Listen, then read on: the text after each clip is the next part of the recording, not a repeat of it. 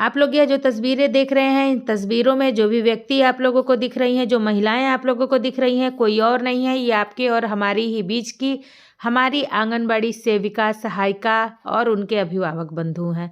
मैं आप लोगों को बता देना चाह रही हूँ कि आगे आने वाला इन्फॉर्मेशन आप लोगों के लिए बेहद ही खास है, क्योंकि यह साधारण वीडियो नहीं है। ये आंगनबाड़ी सेविका और सहायिकाओं के होने वाले आगामी हड़ताल की तैयारी। हेलो एवरीवन, आंगनबाड़ी से जुड़ी महत्वपूर्ण खबर का हार्दिक स्वागत है। मैं अपने समस्त ICDS परिवार से, अपनी समस्त आंगनबाड़ी सेविका और सहायिका बहनों से ये रिक्वेस्ट करना चाहूँगी कि अगर आप लोगों ने यह न्यूज़ पूरी बारीकी से पढ़ा है तो बहुत बढ़िया, लेकिन यदि आप लोगों ने यह खबर नहीं पढ़ा है तो वीडियो पूरा सुने, क्योंकि यह जो बात है आंगनबाड़ी सेविका और सहायिकाओं से जुड़ी ही रिलेटेड बात है। यह जो मैसेज है एटक से संबंधित महासचिव कुमार बिंदेश्वर जी का मैसेज है, और इस मैसेज से सभी आंगनबाड़ी सेविका सहायिका बहनों को कुछ ना कुछ बहुत ही ज़रूरी इन्फॉर्मेशन मिलने वाली है। क्योंकि आप लोगों को पता है कि अभी फिर से ICDS विभाग में आंगनबाड़ी सेविका और सहायिकाओं ने, और जितने भी संघ चल रहे हैं सभी संघों ने अलग अलग तरीके से ही सही, लेकिन सेविका सहायिका के हित के लिए कार्य करना शुरू कर दिया है। कहीं पे धरना प्रदर्शन हो रहे हैं, कहीं पे हड़ताल की जा रही है, कहीं पे बैठक की जा रही है, कहीं चर्चाएं की जा रही हैं, आने वाले रणनीति की विचार की जा रही है। यह भी इसी प्रकार का एक बहुत बड़ा बैठक है। मैं आप लोगों को बता दूं कि समस्त बिहार से लगभग 26-27 राज्यों से आंगनवाड़ी वर्कर, आप लोगों ने देखा था कि 12-13 तारीख को कितनी ज़्यादा ठंड थी। उस भयंकर ठंड में सेविकाओं ने अपनी जान की परवाह ना करते हुए, अपने स्वास्थ्य की परवाह ना करते हुए समस्त सेविका सहायिका, उनके अभिभावक बंधु इस बैठक में शामिल हुए। इसलिए हम सभी सेविका सहायिका बहनों को यह इन्फॉर्मेशन ध्यान से सुननी और समझनी चाहिए, और अपनी राय कमेंट बॉक्स में अवश्य दीजिएगा। आइए बढ़ते हैं न्यूज़ की तरफ कि क्या है।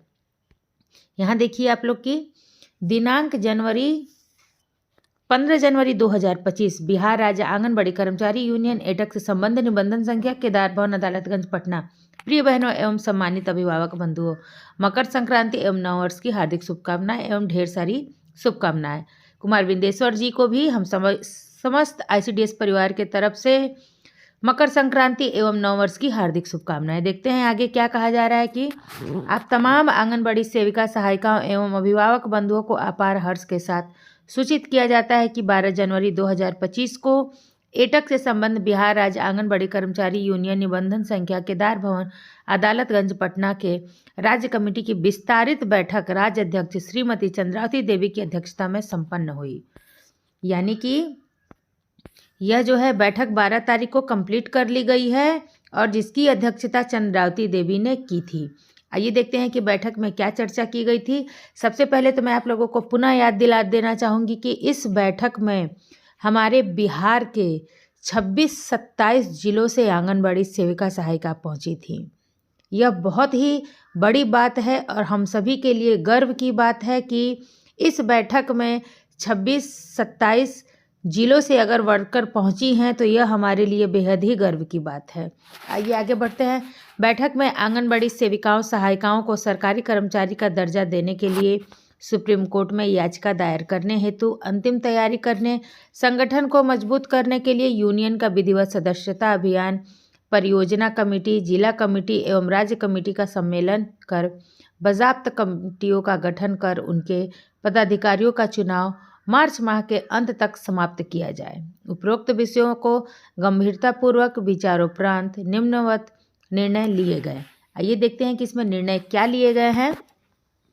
पहला निर्णय लिया गया है कि बैठक में सर्वसम्मति से यह निर्णय लिया गया है कि आंगनबाड़ी सेविकाओं सहायिकाओं को सरकारी कर्मचारी का दर्जा देने वाली याचिका माननीय सुप्रीम कोर्ट में जनवरी माह के अंत तक दायर कर दिया जाए।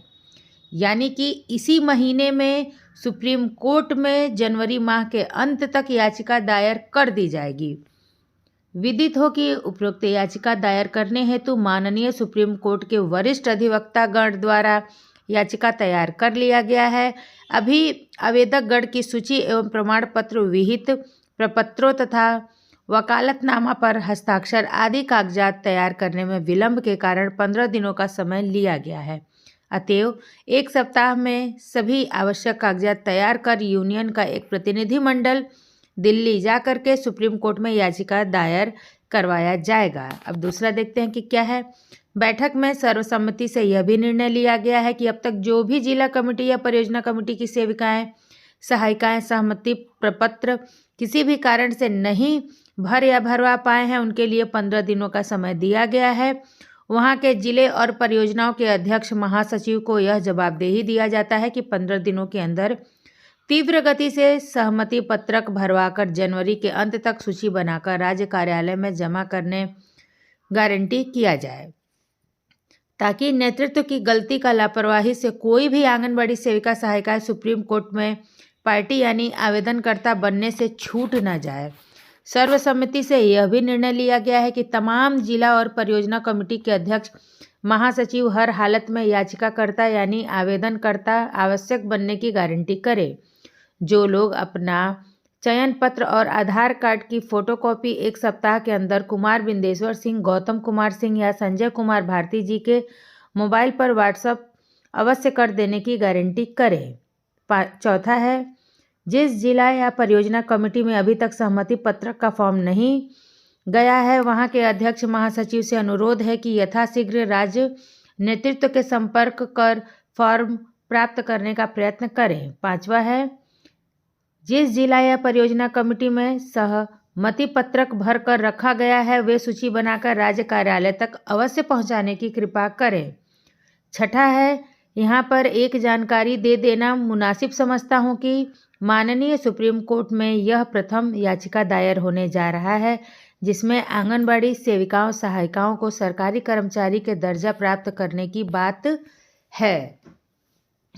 देखिए, मैं आप लोगों को याद दिलाना चाहूँगी कि यह बात सत्य है। यदि सुप्रीम कोर्ट में इसी विषय पर याचिका दायर की जा रही है कि आंगनबाड़ी सेविका और सहायिकाओं को सरकारी कर्मचारी का दर्जा देने के लिए, तो यह सत्य है, क्योंकि आप लोगों ने जो गुजरात में देखा था, गुजरात में केवल ग्रेजुएटी ही लागू की गई है। अगला देखते हैं 7वां, संगठन को मजबूती प्रदान करने के लिए सर्वसम्मति से यह निर्णय लिया गया है कि संगठन को पटरी पर अगर लाना चाहते हैं तो संविधान के अनुसार प्रत्येक वर्ष नियमित सदस्यता अभियान, परियोजना कमेटी, जिला कमेटी, राज्य कमेटी, बजाप सम्मेलन का विधिवत कमेटी का गठन एवं चुनाव किया जाए। तदुपरांत लिखित रूप से परियोजना कमेटी का पत्र सीडीपीओ को एवं प्रतिलिपि डीएम डीपीओ डायरेक्टर को दिया जाए। जिला कमेटी का पत्र डीपीओ को एवं प्रतिलिपि डीएम एवं डायरेक्टर महोदय को, राज्य कमेटी का पत्र डायरेक्टर महोदय को एवं प्रतिलिपि प्रधान सचिव, समाज कल्याण मंत्री एवं मुख्यमंत्री बिहार सरकार को अवश्य दिया जाए, ताकि सरकारी स्तर पर तीनों कमेटियों तथा परियोजना कमेटी, जिला कमेटी एवं राज्य कमेटी का निबंधन अपडेट रहे। ताकि परियोजना कमेटियों को जिला कमेटियों का निबंधन अपडेट नहीं रहने के कारण सीडीपीओ, डीपीओ, डीएम एवं अन्य पदाधिकारी, यूनियन के अध्यक्ष, महासचिव एवं अन्य पदधारकों को महत्व देने यानी हर हालत में यूनियन का प्रत्येक वर्ष नियमित निबंधन कराना जाना अनिवार्य है। देखिए, सही बात है कि यदि कोई भी लड़ाई लड़ा जाता है तो उसके एक नियम होते हैं, उसके कुछ रूल होते हैं। आप लोगों ने भी, हम लोगों ने भी स्कूल में पढ़ाई की थी। उसी तरह से जिस प्रकार से कि हर एक क्लास में एक मॉनिटर का चयन होता है, यदि एक छोटे से क्लास की बात की जाती है तो एक छोटे से क्लास में मॉनिटर का चयन होता है और उस मॉनिटर के द्वारा पूरे क्लास में क्या गतिविधियां हो रही हैं, किसमें क्या कमी है, कौन ज़्यादा शैतानियां करे, इन सभी बातों की मॉनिटरिंग, देखभाल जो है कि उस मॉनिटर के द्वारा किया जाता था। उसी तरह से ये संघ की बात होती है। एक परियोजना से लेकर के एक जिले तक की बात होती है, एक जिले से लेकर के एक राज्य तक की बात होती है और राज्य से निकल करके जो है दिल्ली तक की बात होती है। तो इसमें एकरूपता बेहद ही ज़रूरी है। आगे देखते हैं कि सदस्यता परियोजना, जिला और राज्य सम्मेलन मार्च माह के अंत तक समाप्त कर लिया जाए।